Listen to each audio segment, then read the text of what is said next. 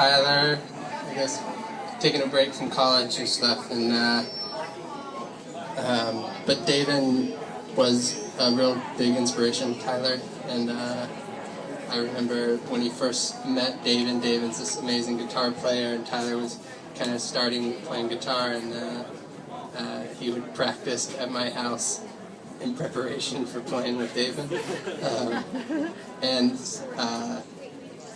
it's unfortunate that he can actually read this himself, because Davin really loved Tyler, and especially in the last several years, Davin was a huge support for Tyler musically and as a friend. But anyways, tell him he taught you how to play guitar on my nickel. Yeah, and I would learn from Tyler. I would pay for private lessons, and he would come over and Tyler would teach him everything. Tyler pretty much taught me everything, not just music,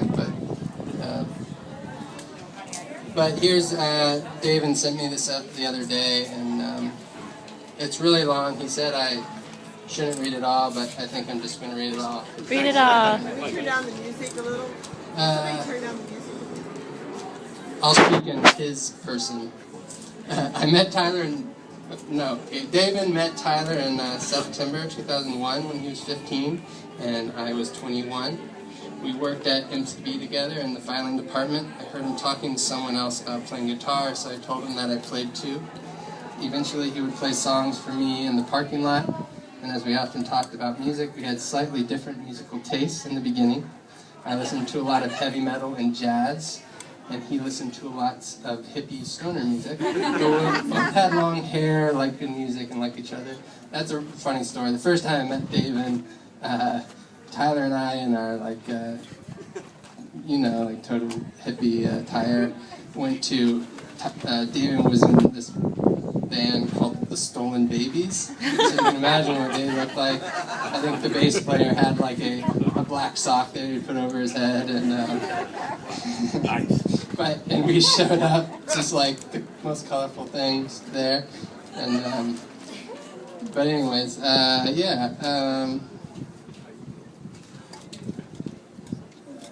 at work, Tyler often wore tie-dye t-shirts and sometimes a long-sleeved, ruffled tuxedo shirt. Many people in the office found his manner of dress to be humorous. Tyler worked summers. I worked full-time. He was in high school and I was taking a break from college. Eventually we started hanging out outside of the workplace. He introduced me to his friends and family. We played guitar together.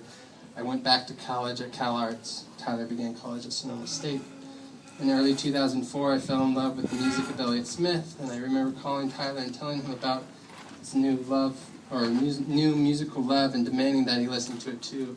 We both became obsessed with Elliott Smith's music. Later that year, Tyler invited me to play at an Elliott Smith tribute show at Sonoma State. It was the first time I ever sang in public. We each spent the next couple of years writing our own songs, basically in the style of Elliott Smith. Over the next several years, we continued being close friends that lived far apart from each other. Although there were other long periods where we didn't see or speak to each other, we would always go out of our way to make time for each other. He came to my graduation recital. I went to his graduation recital. I played shows opening for his band, The Hurt, in Sonoma and Los Angeles. He called me whenever he was in town, and I did the same. I was surprised and a little disappointed when he told me that he was tired of playing music and that he would focus all his energy on being an urban farmer.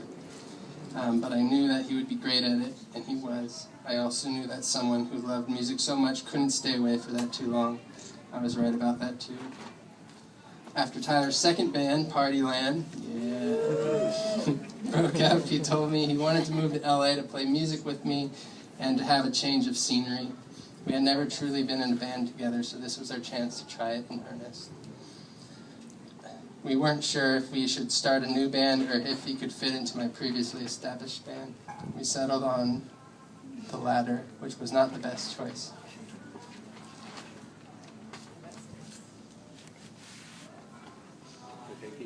Although everyone got along, Tyler...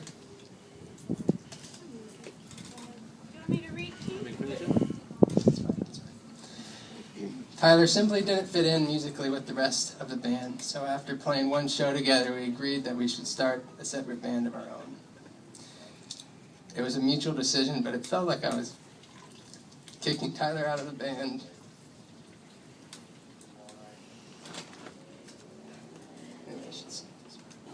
This was in January, and I believe that it was this negative first impression of playing music in LA that took some wind out of his ambitious sails.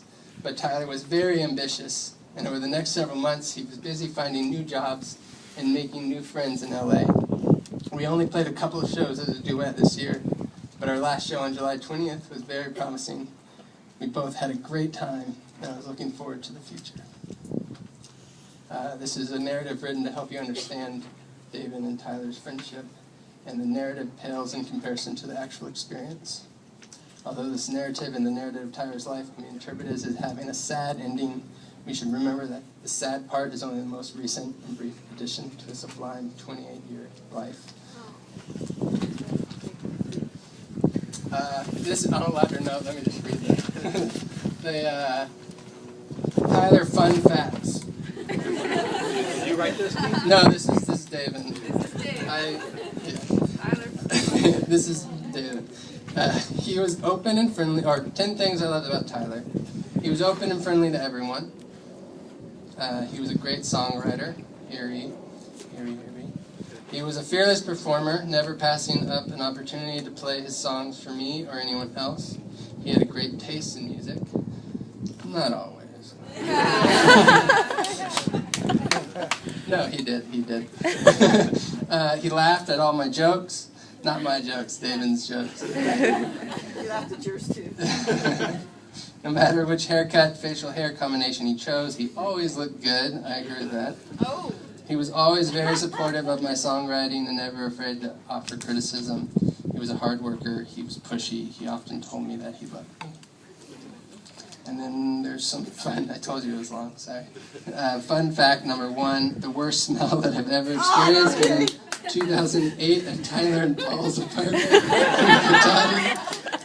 They had a house full of cats and kittens that apparently were using the bathroom in places that were impossible to find. I breathed through my mouth the whole day. Fun fact number 2, Tyler was the only friend who called me by my childhood nickname, Daggy, often adding suffixes to humor himself. For example, he usually answered my calls by saying, "What's up, Daggy Doo-Doo?" Eventually I started calling him by his child name. But he said it like, Daggy. Daggy.